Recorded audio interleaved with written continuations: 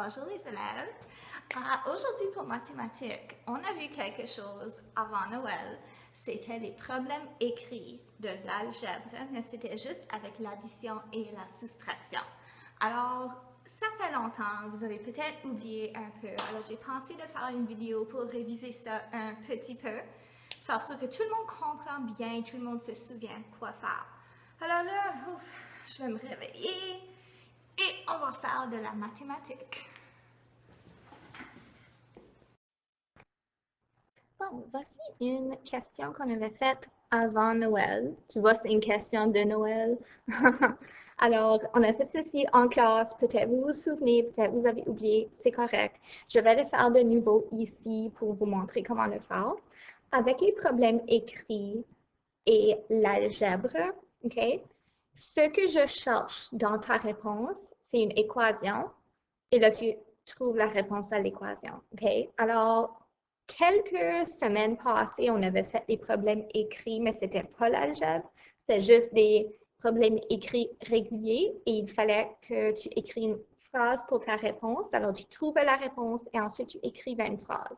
Avec l'algèbre, tu écris une équation et ensuite tu trouves la réponse. Je vais vous montrer à quoi ça ressemble. Alors, voici la question. Madame Leclerc a 14 élèves dans sa classe.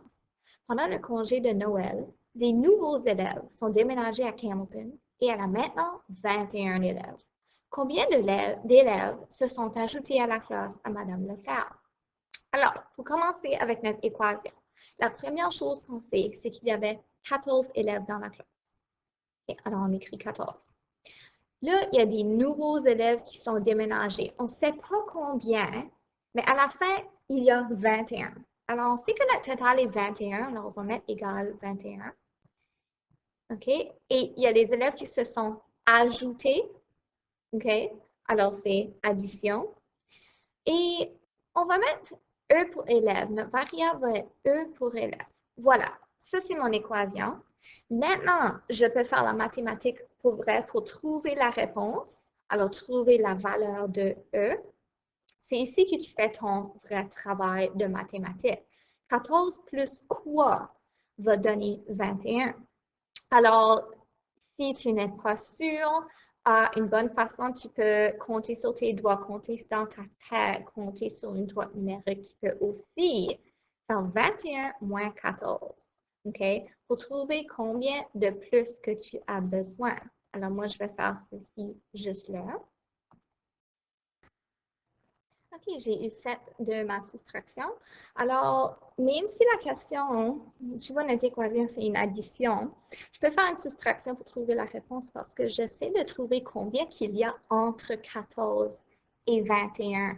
Une soustraction peut me montrer combien qu'il y a entre ces deux nombres.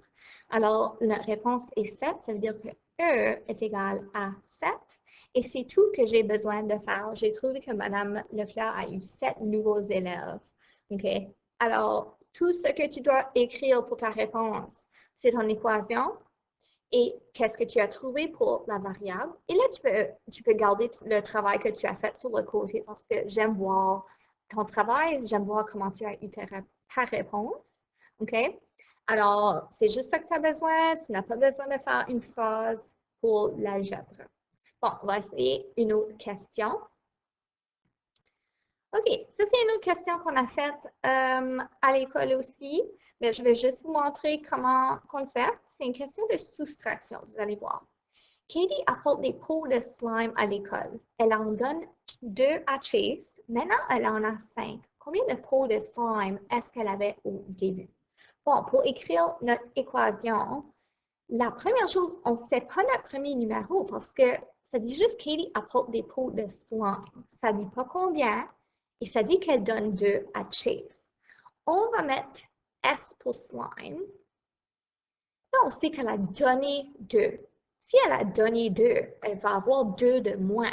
Alors, on va soustraire 2. Et après qu'elle a donné les 2, là, on sait combien qu'elle a. Elle a 5. Alors, ça, c'est notre total à la fin. Alors, elle avait, je ne sais pas combien, elle a donné 2. Non, elle a 5. Alors là, on essaie de trouver c'est quoi la valeur de S. OK?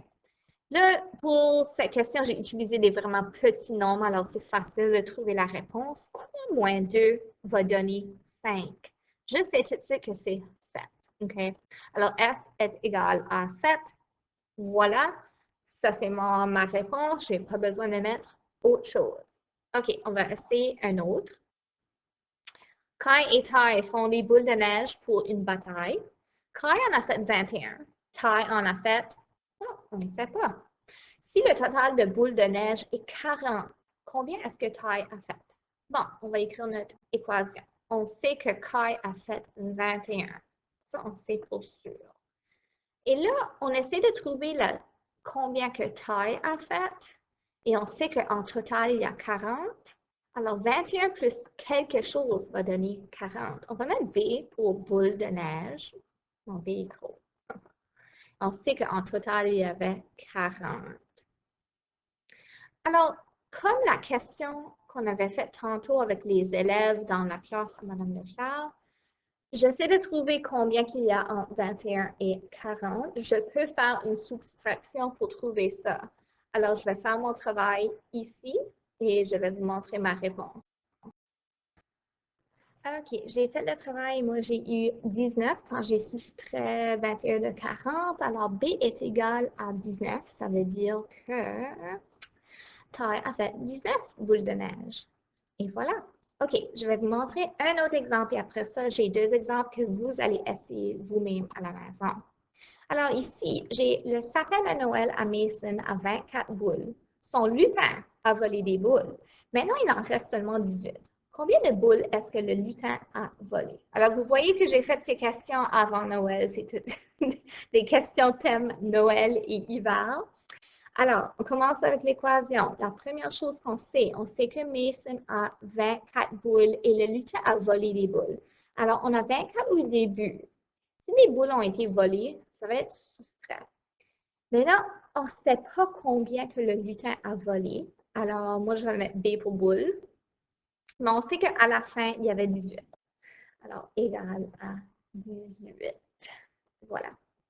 Alors, on essaie de trouver la valeur de B. Dans cette situation, on peut faire une soustraction encore une fois.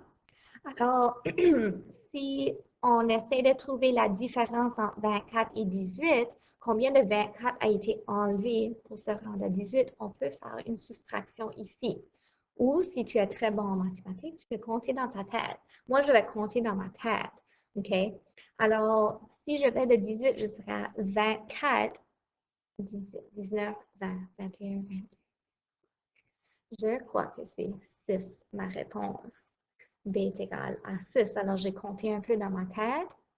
Et si jamais tu n'es pas sûr et tu veux vérifier, si tu as des objets à la maison, comme des petits objets, comme même quelque chose comme la nourriture, comme du macaroni ou des céréales, prends 18 macaronis, par exemple, et ajoute-en 6.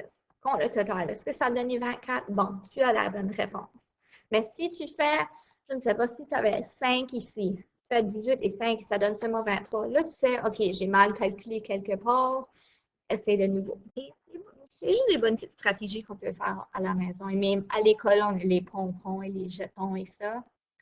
Pas tout de suite. OK. Alors, B est égal à 6. On a fait notre travail, c'est tout ce qu'on avait besoin. Maintenant, c'est votre tour. Voici un exemple pour vous à essayer. Sophie a des crayons de couleur. Ella a 15 crayons de couleur. Les filles mettent tous leurs crayons de couleur ensemble et maintenant, il y en a 37 en total. Combien de crayons de couleur Sophie avait-elle? Alors, arrête la vidéo, prends une feuille de papier et prends le temps d'essayer de résoudre ce problème.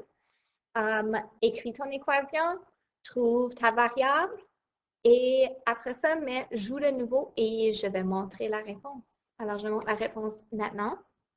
Alors, Sophie a des crayons de couleur. Ben, on ne sait pas combien. Hein? Alors, elle, ça va être C. Plus Ella a des crayons de couleur, mais elle, on sait qu'elle en a 15. Voilà. Et on sait que le total, c'est 37. Alors, quoi plus 15 va donner 37? Encore une fois, je peux faire une soustraction ici. Je peux soustraire 37 et 15 pour trouver ma valeur manquante. Je vais faire le travail ici sur le côté. J'ai fait ma soustraction, j'ai eu 22. C est égal à 22, alors ça veut dire que Sophie avait 22 crayons de couleur.